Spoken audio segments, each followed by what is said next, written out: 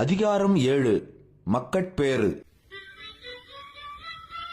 பெருமவற்றுள் யாம் அறிவது இல்லை, அறிவறிந்த மக்கட்பேறு அல்ல பிற.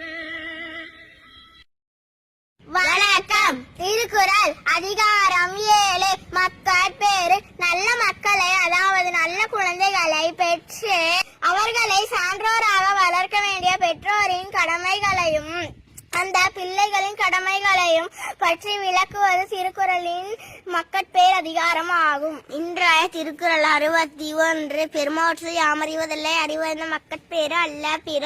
பொருள்: யாமறிந்த வரையில் நாம் பெற வேண்டிய பேறுகளுள் அறிவுமிக்க பிள்ளைகளை பெற்று வளர்ப்பதை போன்று வேறு நற்பேறு ஏதுமில்லை. இன்றைய திருக்குறள் 61. பெருமவற்றுள் யாமறிவதில்லை, அறிவறிந்த மக்கட்பேறு அல்ல பிற.